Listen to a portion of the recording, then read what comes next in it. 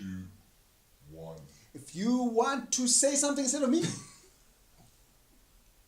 I can say something.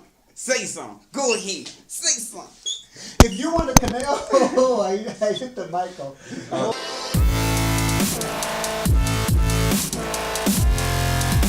Hey guys, welcome to another exciting episode of Comexposed. We know you had an awesome week now that Logan was released and a bunch of other cool stuff. If you missed Lego Batman like us, we feel sad with you. We're going to watch it later. That's but right. Let's get into this. My name is Tino Makoni. And I'm Eugene Ramirez Mabundi. Alright, on the Daily Rose, we're talking about the movie that's got everybody buzzing. Logan, which we got a chance to watch for the very first time ourselves, and we totally loved it.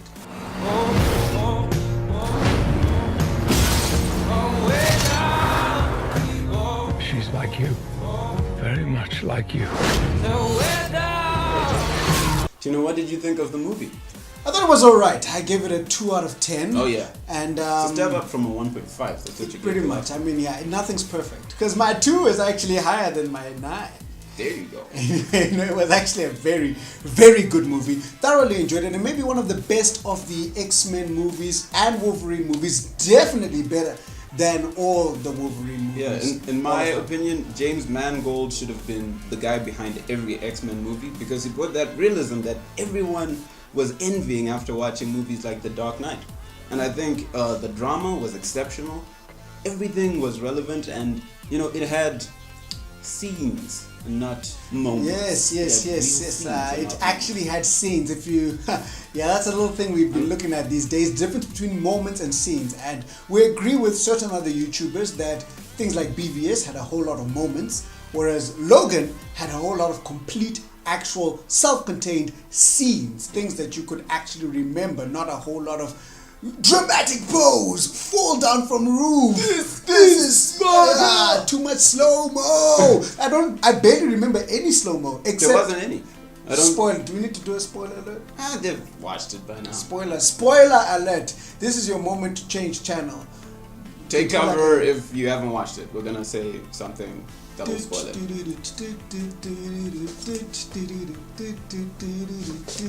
Change channel now. This is what life looks like. People who love each other. A home. You should take a moment.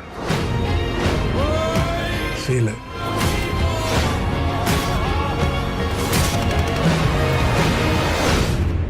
You still have time. Right, so in the movie there is a bit when Charles Xavier does freak out and everything kind of slows, but it's not actually a slow-mo moment. No, he literally slows everything. Yeah. He literally paralyzes people.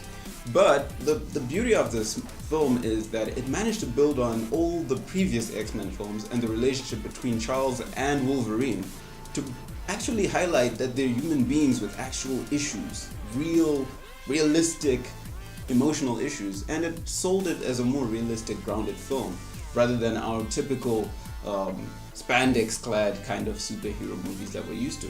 And I like the fact that the movie didn't hop on too much about previous X-Men movies, but it did make reference to X-Men 1. It was almost like, hey, we're going to pretend X-Men 2, 3, First Class, Apocalypse, and everything else in between Days of Future Past did not happen. Never happened. We're just going to say X-Men 1 happened, which we all agreed was good. It was good. And we're starting from there. But it's not like they said those other movies didn't happen. They just only referenced one X-Men movie properly. Yeah. Which was good. The relationship between Charles and Logan, as you said, fantastic. It was great to see how strong a bond can last over that length of time. Yeah. But the only question that the movie continues to leave you with is, what did happen to all the other X-Men? We know what happened to the mutants. Oh yeah. But did the X-Men die the same way? Well, they did reference it, and they did mention how Charles's episode, I won't tell you what it is, may have caused something that was quite catastrophic, and they might be leaving that up for future movies. Who knows? Yeah. And we highly recommend you go and watch this movie. There's a lot of SNIKT. Yes, that is that sound. And other things. Yeah. I wasn't swearing. Yeah. It was just the sound. Everybody, Some every Marvel fan knows that sound. SNIKT. Yeah, lots of SNIKT. Yeah. We got ourselves an X-Men fan. Maybe a quarter of it happened, and not like this. Deadpool has dropped one of his very, wacky very trailers early as teaser trailer. usual. That's right. We got a chance to see Deadpool in a really funny, interesting trailer, which also hails a cameo from none other than Stan Lee, Yeah. Excelsior himself. A whole bunch of little references throughout the thing. My favorite thing of the whole trailer The has to graffiti? be no, not even that. It was very nostalgic because it was like I grew up watching original superheroes, Superman. Oh, like, yeah. that first movie. Not all this stuff with fancy graphics. They actually had to, Not BVS. yeah, not that. The original Superman with the Jerry curl kind of thing going on there. Christopher It was cool. Reeves. Yeah, that man's a My legend. man. Do no such thing. You'll get nothing from me, young man. I've worked too hard in this life to let someone. Oh, you want to end up dead? Oh, no, please. Not on my watch. I'm gonna die right now. I'll die. Don't look at fucking. Don't fucking look at me. I'm not fucking. God, shut up. No, I'm not gonna give you anything. Don't up your ass. You pull the trigger. If you do not shut your whole ass. They did an ode to them, which is kind of interesting for a Marvel movie to indirectly reference a DC movie, but it only works in Deadpool, which is in, breaks the whole fourth wall thing. the Yeah, whole you time. can make fun of anything. Yeah. So I guess that was your favorite little comic book reference. Mine was the graffiti that actually said Nathan Summers coming soon, which references the coming of Cable, Deadpool's buddy. Of course, this is going to be a buddy cop style movie, if you don't know it. Deadpool will have his partner in crime from the comic books, who's Cyclops' son from the future, Cable.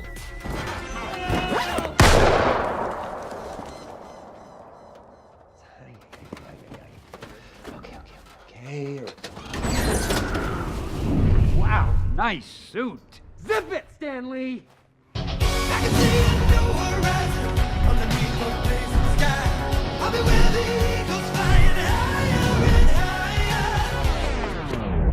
In other news that is maybe a bit more interesting, because it looks like we're just ignoring DC here altogether. Everyone loves DC, right? That guy does. But there's news of Black Lightning. If you don't know Black Lightning is one of those old school heroes back in the day. Not necessarily blaxploitation that happened here, but it was more them joining the whole bandwagon with the whole black kind of superhero. Lovely ladies, I give it to you, Black Lightning! Well, girls, how do you like seeing your old man as a cool, butt-kicking crime fighter? Sorry, Dad, but even that outfit can't make you cool. The whole idea of Black Lightning joining some TV network thing has been farmed around for a while now. There was the original animated series, which we have on screen. Oh yeah, not in too a many few people seconds watch this now. one.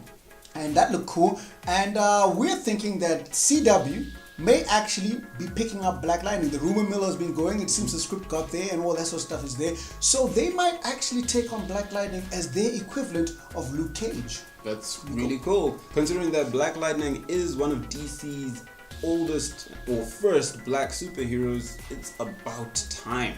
Thanks. Yeah, I mean, it's nice to have Kid Flash, but Kid Flash technically, well, he wasn't originally black. So that was a remix for the show, a welcome one.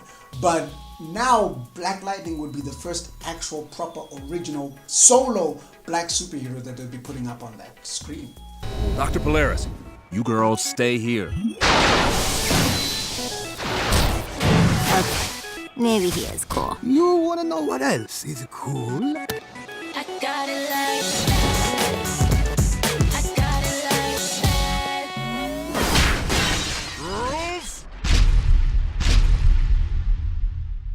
And so it happened. Africa is abuzz with the fallout from Comic Republic's Comic Connect Africa. It looks like it was a fantastic event and people really came out for it. The guys at Comic Republic generously posted a couple of pictures which you are seeing on the screen right now. Yeah, thank you very much for these pictures taken from their Facebook page. You can also check them out yourself. And we see a lot of cosplay. I really like the Black Panther. And a lot of activity around the vendors and exhibitors and so on. It looks like you had a really great event, guys. Wish we were there. Maybe next year we'll actually make it for one of these cons. Lagos Con, we want to be there. Comic Connect, we want to be there. We would love to see the guys in Nikon. We want to be there. Yes, I am inviting myself. And if you want to be there, remember to follow us and find out about these events when they're coming up so you can make a plan if you can be there. Cool. I'm afraid that's all we've got time for this week. But before we leave, we've got the same old news that you need to hear because it's important. You can find us on Facebook, on Twitter, on Instagram. And if you want to connect us on WhatsApp, please send us a message via our Facebook and we'll add you right away. Otherwise, look for us on www.comexposed.com. And don't you forget it, on the 22nd of April, we're having our comic book convention. So if you're a vendor, an exhibitor, an artist, an entertainer, a caterer, do get in touch with us, book your space, and see you there.